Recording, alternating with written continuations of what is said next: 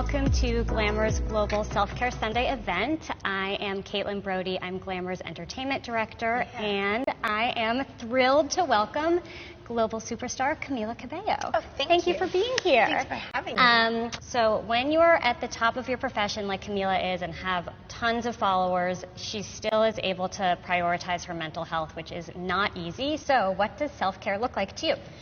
Self-care to me looks like, you know, obviously I'm in a very privileged position to be able to have some say over my work-life balance. So that's really important to me. Making sure that I have at least a day off a week. That's kind of like my new rule. That really helps me because it helps me to not feel burnt out and exhausted. I also feel like, trying to eat healthy and exercise is important to me, and therapy is really important to me too. Is therapy something new that you've started, or is that something you've been doing for a while? I've been doing that for probably 3 years, and it took me kind of a couple of different people that were amazing in their own way, but took me trying kind of different therapists to find one that really kind of helped me and the way my brain works. So it's been a few months working with a therapist that has really, really helped me. So I try to do a weekly session. What is the most important lesson you feel like the past 2 years have taught you? The most important lesson the past 2 years have taught me is, I think when we kind of internalize the kind of capitalist ideals, it can be just feel like it's hustle culture and grinding and this and that, and I feel like it's just easy to get really burnt out and forget that you're a human and not just a machine. Right. So I think it's important to me to have time where I'm doing nothing, and it's leisure time, and it's family and friends and relationships, and just prioritizing that, and not burning myself out. I know for me, sometimes it can be hard to say no and to prioritize my mental health. Is that something that's been hard for you, or have you learned how to say no and given yourself that space? Yeah, I think that before, it's almost it's not even that sometimes you feel like you can't say no. Sometimes it's that you feel like you can't say no because people are going to think that you don't work hard enough, that you don't care enough, that it's not important to you, whatever. And, for that, I've learned that nobody really knows how you're feeling and your body's feeling but you. And sometimes I find that I'm dang, I'm so mad that, this is happening, and they don't know that this really affects me, and I'm exhausted and I'm burnt out, and I'm well, they're not mind readers. You kind of have to take responsibility for your life, and if you don't want to do something, you just don't do it, So that's something I've learned in the past couple of years. Also, I think there is that kind of FOMO thing sometimes right. too, where you're you have this fear of missing out, and I've learned that, I try to, as much as possible, be and obviously you can't do this all the time, but I do feel if it's not a hell yes, it's a hell no. Nice. I love that. I definitely feel when it comes to saying no also, I've learned the importance of practicing boundaries, and I think that that's something that even the word was something that was not said a lot growing up, and I'm sure a lot of people feel this way, so it wasn't something that, I was kind of aware of until I started doing therapy and learning about those things. And it can be hard because you feel bad, you feel it's not, you feel like you're not being nice. Something also that somebody told me once is there's a difference between being nice and being kind. Mm-hmm, mm-hmm. And that, sometimes not setting those boundaries and having resentment towards certain people is actually the worst thing you could do for friendships, relationships, because you're not actually being your authentic self. So I think putting boundaries is something that's been pretty life-changing for me, for sure. You spoke last year on World Mental Health Day about your journey with mental health and self-care. Exercising every day, doing cold water therapy, learning about the brain, and more. Is this something that you've come to more recently? Yeah, I think that probably a couple of years ago when, I was kind of forced to stop working because of everything that happened. I was just feeling really burnt out and just in a bad kind of mental space. So I tried a lot of different things. The cold water therapy isn't something that I really do every day anymore because it's like uncomfortable and terrible. Is it like cryo? It's amazing, but it's like, like there's cold showers, cryo, ice baths, like stuff like that, which I'll do every once in a while, but I don't like do it every day, even though I know it's amazing. It did make me feel really good, but I think like mostly for me, it's exercise makes me feel really good, and therapy and time off. Those are probably the biggest like 3 things for me. And those have definitely, when I stay on top of that, that makes a really big difference. How do you like to spend a day off? And is there anything that you put on your calendar, like this is a non-negotiable, this is my time? I like to spend my day off.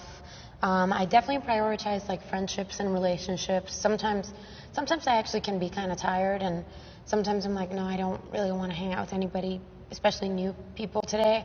But sometimes I'm like, you know what? This is part of me, like building relationships and connections, and this is going to be good for me. But most of the time, I really just like to read. I like to watch Pose on Netflix lately. That's a big one for me. I definitely like spending time in nature. That's probably like my biggest thing that I like to do in time off, whether it's going to a park if I'm in the city or going on a long hike.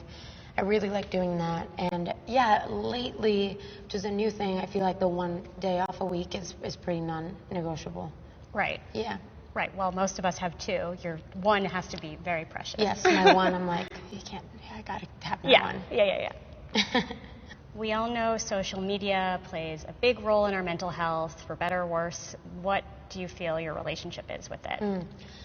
I feel like it's pretty, like, it's complex, but I think it's probably more healthy than unhealthy.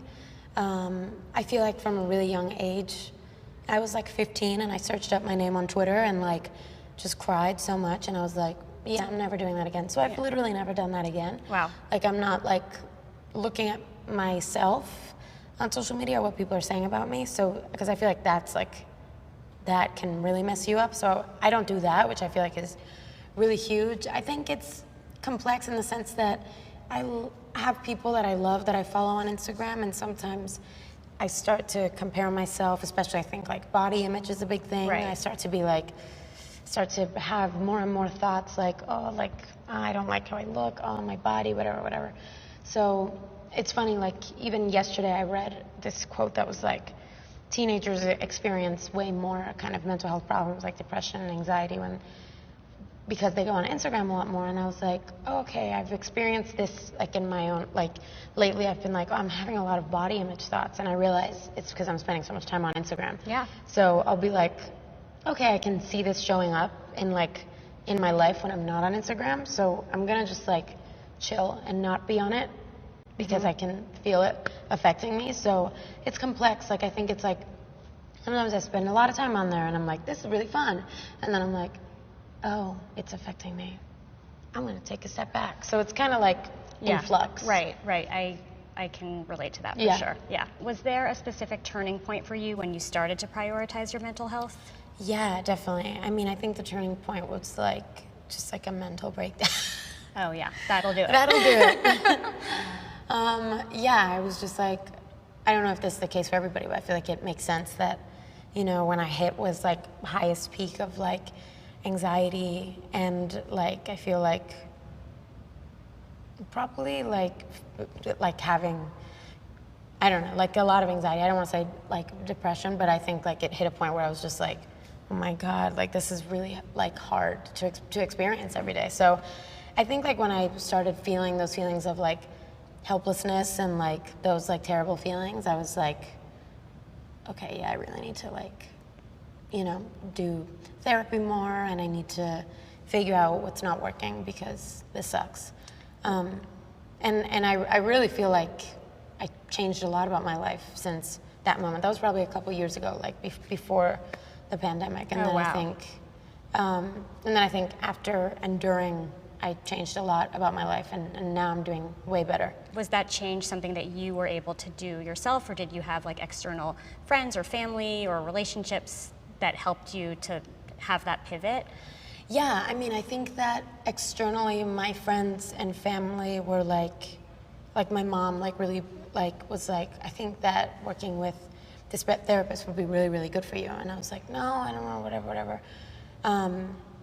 And so then I started working with them, and that like really, really helped me. So I think it was just like the support of like, hey, maybe what you're doing so far is not really like benefiting you. I was also like obsessively reading self-help books, like just like, you know what I mean? And it was just not the way. It was more, I think, like, you know, finding the right therapist and also just like lifestyle stuff. I know a lot of people feel that they don't have the time for therapy, and clearly you are a very, very busy human being. And I'm wondering, since you're able to make the time, is it something that your schedule, like you make shifts in your schedule for, or you move it around and that it's just something that's really important for you, or you know, do you miss it sometimes? Like, how does that work for you? I mean, my text chain with my therapist is just like a mess, because I'll be like, I'm so sorry, I can't do today, can we do tomorrow? Right. And so there's that, and also I do shift my schedule for that. Like sometimes I'm just like, can we move it after? Because from 11 to 12, like I've done therapy like in a room, in a rehearsal space, and been like 5 to 6, guys, sorry, I'm out. And then I'll go into a little room and just be like, hey. No, not like that. I'll be like, hey. Well, it depends on the day. Right. But yeah, I definitely think it's like about finding time for it. And I don't like, you know, there's some people in my life, like, especially family members that are like, I don't need it. And I'm like, I think there's always something to learn, you know? Like, maybe you're like really happy in your life, and maybe you don't need it, but I don't know, because I've obviously like have struggled with anxiety for like a few years, so I feel like needed it. Right. What makes you happiest in life? I think what makes me happiest in life is, I think, like a good balance. I feel like my relationships are really important to me. Time in nature makes me really, really happy. Being creative makes me really happy. And I think it's just like the balance of, I think that more things, cooking makes me really happy. Like, I think that's something that I really applied in the past couple of years. I think my life really expanded. Like, I was just like, what are my hobbies? What do I like to do? Okay, I like to cook. I like to read. I like this poetry podcast. I like this podcast. You know, I want to go on more hikes. I want to, you know, I think that it's definitely like, as much as you can, I think balance makes me happy. And I think just connection is like the biggest thing, connection between me and other people. And yeah, that feeling of like belonging, I feel like is A1. Well, I know we're both reading the new Sally Rooney book, but yeah. What do you like to cook?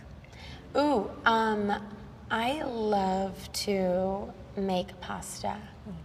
Any I made a like broccoli walnut pesto pasta one time. That sounds delicious. Really good. Yum.